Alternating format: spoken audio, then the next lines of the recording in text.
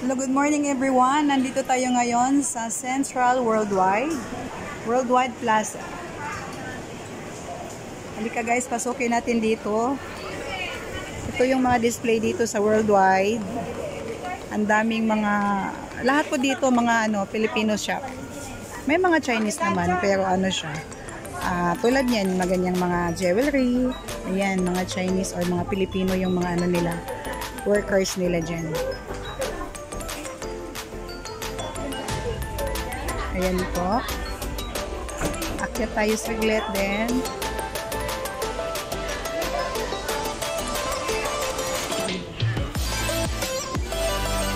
Second floor. Dito na po ako kanina. So ngayon na ako naisipan mag-cover.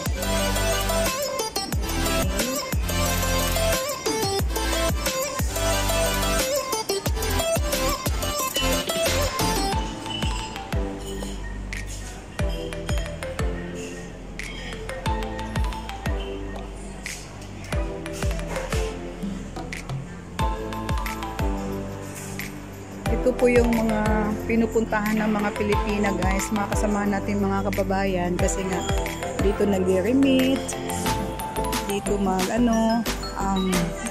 ganito, mga Philippine products, yung mga product na galing talaga sa Pinas, na of course namimiss na ninyo, mga ganyan. Nakabili na ako dito na sa bag ko, may hinahanap na ako.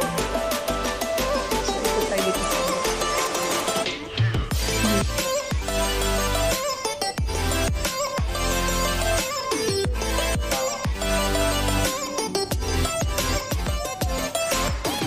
patok ngayon, yung mga ganyan jumpsuit.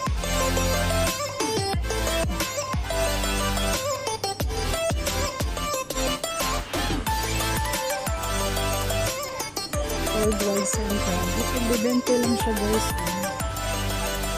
Ganda naman siya. Sa pang simba, diba? Bili na ako.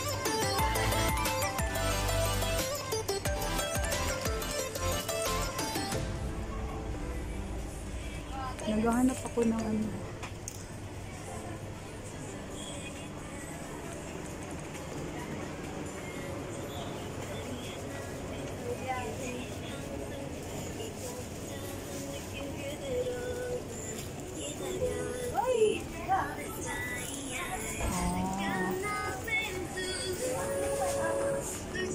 init naman nito. Pero maganda siya guys. O 20 lang. Ito na naman yung uso ng top niya. Napaka-sexy. Bakat yan sa akin. Ang mga kabilbilan. Ayan. Gusto niyo ng ganito. Ganda dito oh.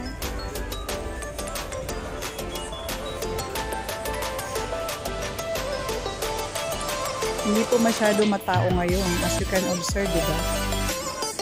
Tahimik. Yan ang maganda sa Worldwide pag during weekdays. Pero pag Sunday po, nako dito, haba ng pila, pati hagdanan, nagsisikipan.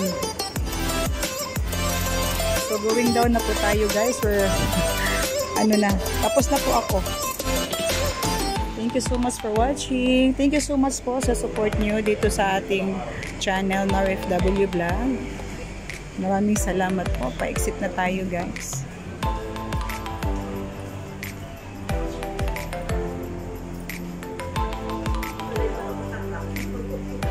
Hindi talaga siya matao.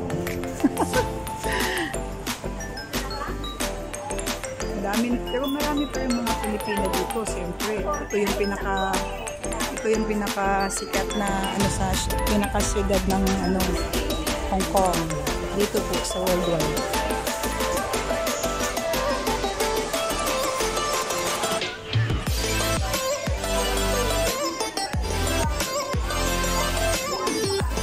May sampul.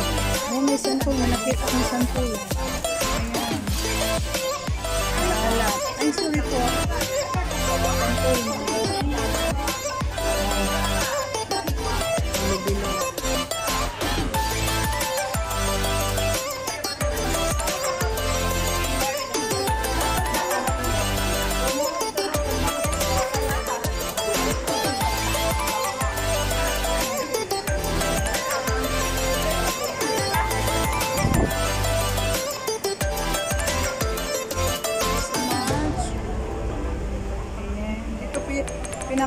entrance niya, Nixet. Dito na guys.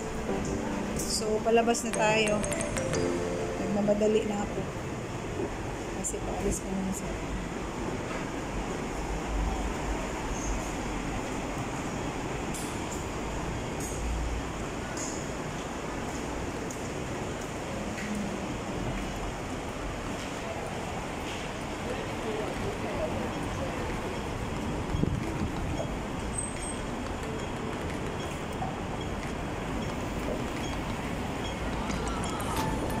Ito na po yung ano niya, pinaka main road ng Central. Yes, that is the tram.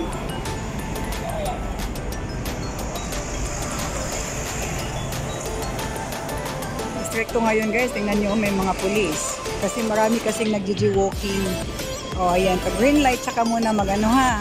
May mga guard ngayon, oh my god. Ganun pala pag weekdays.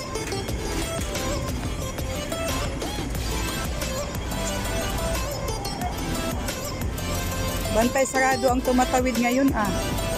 May mga pulis, especially doon sa gitna. Ayan, tulad niyan yung mga traffic warriors. Ah.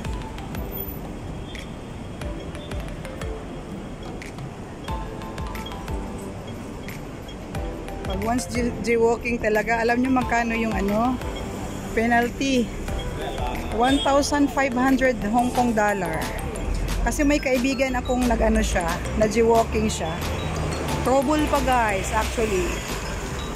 Tinatawagan pa yung amo.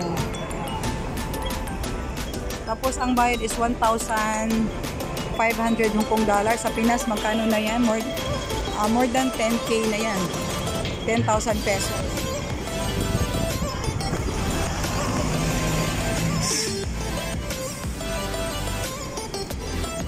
Daming mga ngayon mga bantay.